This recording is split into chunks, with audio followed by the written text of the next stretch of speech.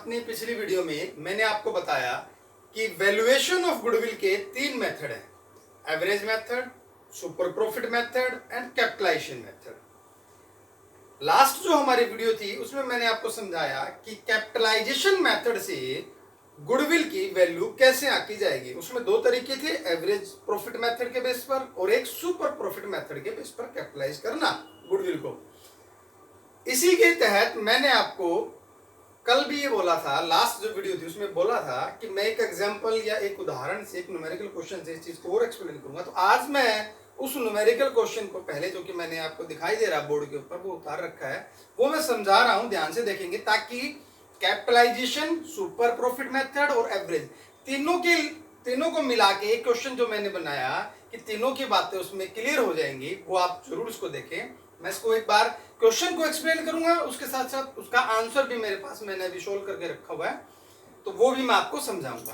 Question क्या है हमारा कि प्रॉफिट है पिछले 5 सालों का, लास्ट 5 ईयर का प्रॉफिट अगर हमारे पास है 2006 का 40,000, 2007 का 50,000, 2008 का 1 लाख, 2009 का 75, 2010 का 1,35,000। इस तरह से किसी फर्म का XYZ लिमिटेड कंपनी है, उसके 5 सालों का प्रॉफिट दे रखा है। एवरेज कैपिटल एम्प्लॉयड का मतलब है कि 2.5 लाख यानी कि 2,50,000 रुपए उसमें इन्वेस्ट है, यानी कि पार्टनर्स है। हम यहाँ पे पार्टनरशिप की बात करते हैं, ए और बी पार्टनर है, तो उन दोनों की पूंजी मिलाकर कितनी लगी हुई है, 2,50,000 रुपए, यानी कि 2.5 लाख रुपए, 2,50,000 capital employed. Average capital employed का मतलब है इतना पैसा लगा हुआ है, ये हमें क्वेश्चन में गिवन है। रेट ऑफ नॉर्मल प्रॉफिट का मतलब है इस तरह की फर्में, इस तरह का व्यवसाय 20% की अर्निंग करता है, 20% की अर्निंग करता है, कमाई करता है। कमाई का मतलब है अगर 2.5 लाख रुपए लगे हुए हैं तो इनका प्रॉफिट कितना होना चाहिए, नॉर्मल 50,000 रुपए, यानी कि 50,000 रुपए। उसे हम बोलते हैं नॉर्मल प्रॉफिट, जैसा कि हमने पहले ही बताया। तो average capital employed 2.5 lakh, rate of normal profit 20,000। अब आपसे क्वेश्चन में कहता है कि आप गुडविल की वैल्यू बताएं, गुडविल की वैल्यू बताएं 3 तरीके से। 3 year purchase of average profit, यानी कि जो एवरेज प्रॉफिट है इस फर्म का, XY लिमिटेड कंपनी का, उसके एवरेज प्रॉफिट के 3 गुने के बराबर, यानी कि 3 ईयर परचेज के बराबर गुडविल निकालें। दूसरा क्वेश्चन है इसी के अंदर 3 year purchase of super profit. इसका मतलब क्या हुआ कि जो अधिलाभ है, सुपर प्रॉफिट है, उसके 3 गुने के हिसाब से आप गुडविल की वैल्यू बताएं। तीसरा क्वेश्चन है इसके अंदर कैपिटलाइजेशन ऑफ सुपर प्रॉफिट, कि जो सुपर प्रॉफिट है उसका आप कैपिटलाइज वैल्यू, यानी कि उसके हिसाब से गुडविल निकाले। जैसे मैंने पहले भी बताया था आपको, इसमें हमारे तीनों क्वेश्चन कवर होते हैं, एवरेज प्रॉफिट के अकॉर्डिंग, सुपर प्रॉफिट के अकॉर्डिंग और कैपिटलाइजेशन मेथड, जो कि सुपर प्रॉफिट के हिसाब से आपने गुडविल की वैल्यू निकाल ली है। अब इस क्वेश्चन को हम बात करें तो एक क्वेश्चन ना होके 3 क्वेश्चन ही। XY लिमिटेड ने हमें क्वेश्चन क्या दिया कि हमारी गुडविल निकालो on the basis of 3 year purchase of average profit, on the basis of 3 year purchase of super profit और कैपिटलाइजेशन ऑफ सुपर प्रॉफिट। तो ये 3 इसके आंसर आएंगे। 3 क्वेश्चन, ये बेसिकली कह सकते हो कि 3 क्वेश्चन हमारे इस क्वेश्चन में शामिल है, ताकि गुडविल का पूरा एस्पेक्ट कंप्लीट करने की मैंने इसमें कोशिश की है। अब हम क्या करेंगे, हमें क्या चाहिए, इस फर्म का एक्चुअल या एवरेज प्रॉफिट। इसको हम एक्चुअल, जैसे मैंने लिखा हुआ है, एक्चुअल भी कह सकते हैं और एवरेज भी। मैंने क्या लिखा हुआ था, एवरेज। एवरेज इसलिए क्योंकि पिछले 5 सालों का मैंने टोटल प्रॉफिट किया, कितना बनता है इसका हम सम करेंगे, सभी का, इसका सारे का सम करेंगे। हम सम करेंगे तो कितना आता है, 4 लाख। 4 लाख को मैंने 5 ईयर से, 5 ईयर का अगर हमारा टर्म्स है तो 5 से हमने इसको भाग दिया, कितना आ गया, 80,000। अब 80,000 हमारा क्या है, एवरेज प्रॉफिट। 80,000 हमारा क्या है, एवरेज प्रॉफिट है, क्योंकि एवरेज प्रॉफिट निकालने का तरीका भी है total profit upon number of years, total profit upon number of years. तो मेरे पास क्या आ गया, एवरेज प्रॉफिट। अगर मैं सिंपली बात करूं पहले क्वेश्चन की, तो पहले क्वेश्चन में गुडविल किसके बराबर है, 3 year purchase of average profit. Average profit मेरा कितना है, 80,000। अगर गुडविल की मैं बात करूं तो average profit multiply by number of year purchase, that is the value of goodwill. Here the value of goodwill is average profit is 80,000 multiplied by 3 year number of year and the goodwill value is 2,40,000। हमारा जो पहला है question वो complete होता है कि goodwill की value इसके अकॉर्डिंग, पहले मेथड के अकॉर्डिंग गुडविल की वैल्यू कितनी आती है? 2,40,000। अब हम दूसरे की बात करें, 3 year purchase of super profit. इसके लिए सुपर प्रॉफिट का हमने क्या बता रखा आपको? सुपर प्रॉफिट कैसे निकलता है? Super profit always be calculated on the basis of actual minus normal profit. Actual minus normal. Actual हमारा प्रॉफिट कितना है? एक्चुअल कह दो या एवरेज, वो कितना है? 80,000। नॉर्मल प्रॉफिट निकालने का हमारा तरीका क्या है? Capital invested multiply by normal rate of return upon 100। तो नॉर्मल प्रॉफिट हमारा कितना होना चाहिए? 50,000। देखिए ये कितना आ गया? 50,000।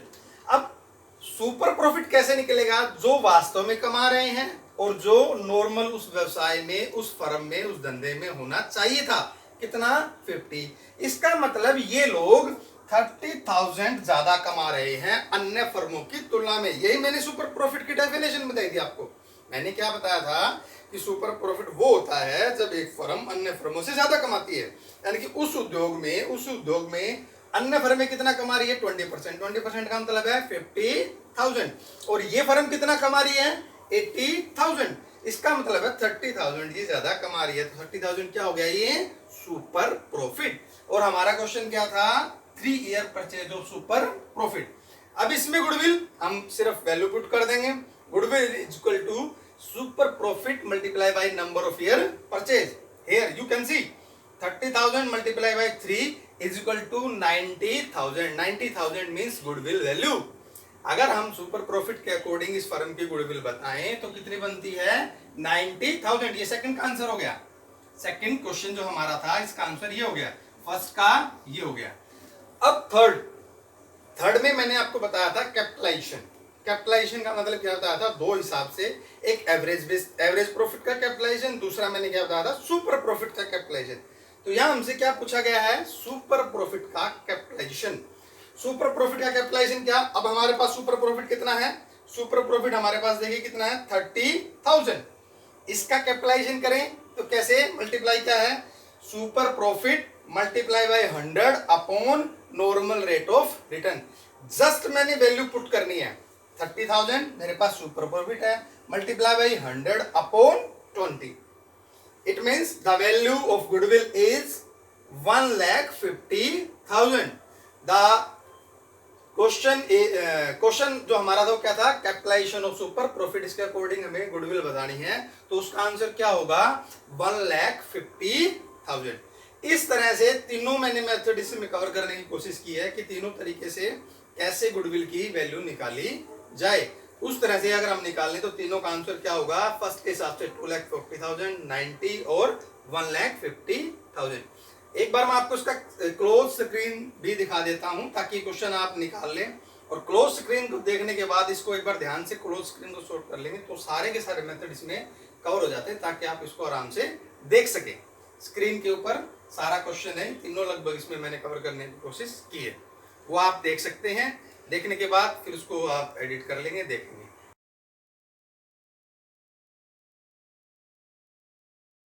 इसके अलावा और हम देखेंगे, कोशिश करेंगे इसके बाद इस एक आध एग्जाम्पल लेके, ताकि और आपको एक्सप्लेन किया जा सके।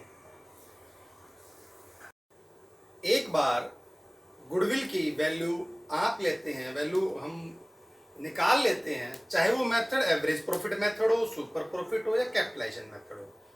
गुडविल की वैल्यू जिस भी मेथड से क्वेश्चन में निकालने के लिए आपको कहा जाए उस मेथड से आप गुडविल निकाल लीजिए। उसके बाद गुडविल का प्रयोग कैसे होगा? जैसे हम जिस चैप्टर में चल रहे हैं उसमें क्या है? Change the ratio among the partners. Change the profit ratio among the existing partner, ये टॉपिक है हमारा। अगर पार्टनर्स के बीच में रेशो चेंज होता है तो गुडविल का क्या करेंगे? जैसे मैंने पहले भी बताया, इस गुडविल का जो हमने किसी भी तरीके से निकाल ली, कोई भी मेथड से निकाल लेते हैं जैसा क्वेश्चन में दिया हुआ है, फिर इसका प्रयोग हमें उसमें भी करना है जब साझेदार अपने अनुपात को बदले, जब कोई साझेदार आता है, जब कोई साझेदार जाता है, और किसी साझेदार की डेथ के केस में। मैंने सभी में आपको बताया गुडविल की। अब किसी में भी गुडविल की कोई भी विधि हो, उस विधि से आपने गुडविल मान ली कि हमारे पास गुडविल कितनी है, या तो गुडविल है 240, या हमारे पास गुडविल है 90, या हमारे पास है 150। किसी भी एक तरीके से गुडविल एक आएगी, किसी भी तरीके से क्वेश्चन में क्या रखा हो। अब मैं इसको इस चैप्टर में जो हमारा चल रहा है change the profit ratio among the existing partner, इसमें इसका लेखांकन व्यवहार या अकाउंटिंग ट्रीटमेंट कैसे करेंगे वो बता रहा हूं। मान लीजिए ए और बी साझेदार हैं, लाभ हानि को 3 और 2 में डिवाइड करते हैं। उन्होंने डिसीजन लिया कि वो आगे से फ्यूचर में प्रॉफिट और लॉस इक्वल इक्वल शेयर करेंगे। उन्होंने डिसीजन क्या लिया कि हम फ्यूचर में, भविष्य में लाभ हानि को बराबर बराबर बांटेंगे, यानी कि 1/2 ए और बी।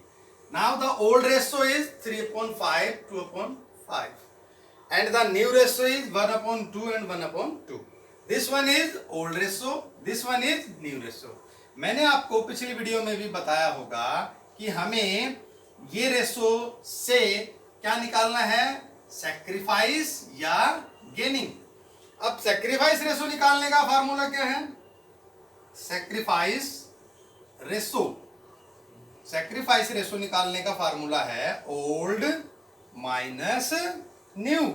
ओल्ड रेशो हमारा कितना है 3/5 माइनस 1/2। एलसीएम इसका कैलकुलेट करें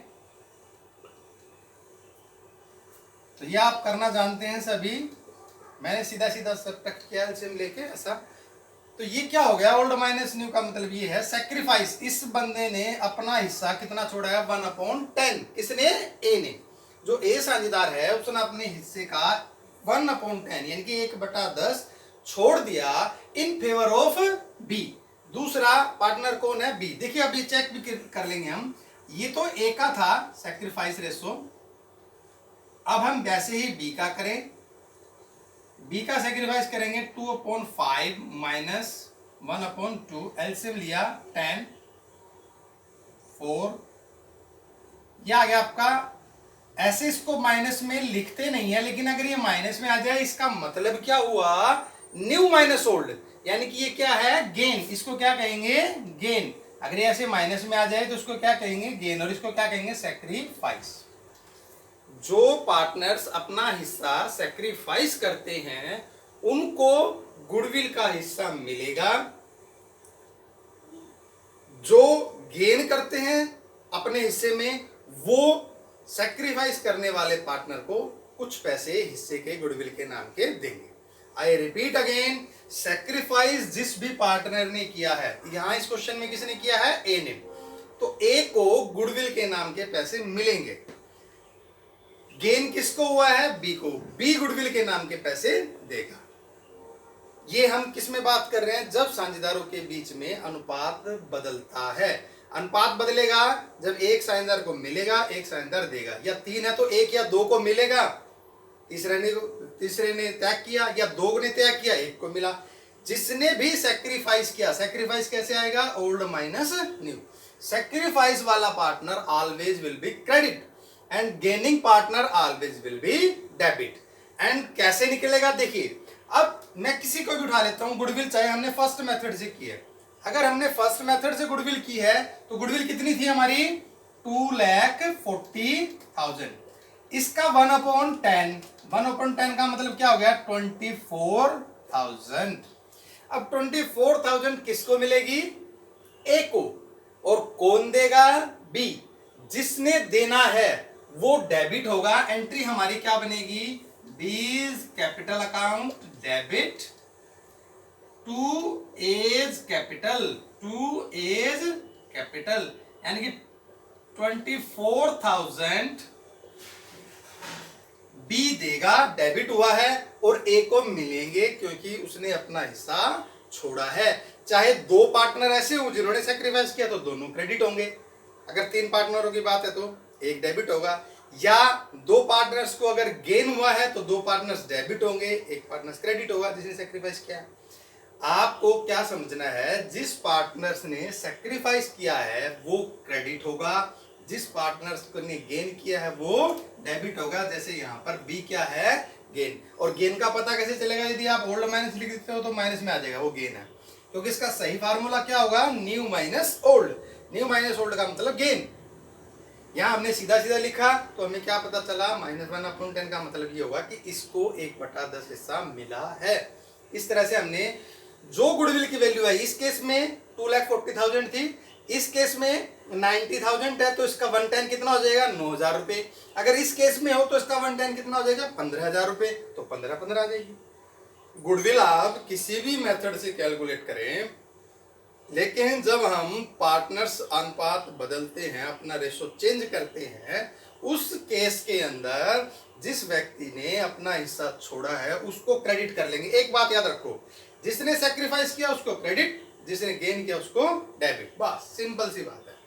तो ये इस तरह से हमारा गेन और सैक्रिफाइस को लेकर जो ये चैप्टर था, इसमें गुडविल का जो कंसेप्ट बनता है ऑलमोस्ट मैंने सारा समझा दिया, क्योंकि ये बात पहले भी हो चुकी है कि गुडविल अब नियम क्या है, गुडविल जब तक खरीदी ना जाए उसको हम पुस्तकों में नहीं दिखाते हैं। ये गुडविल की एक एडजस्टमेंट है।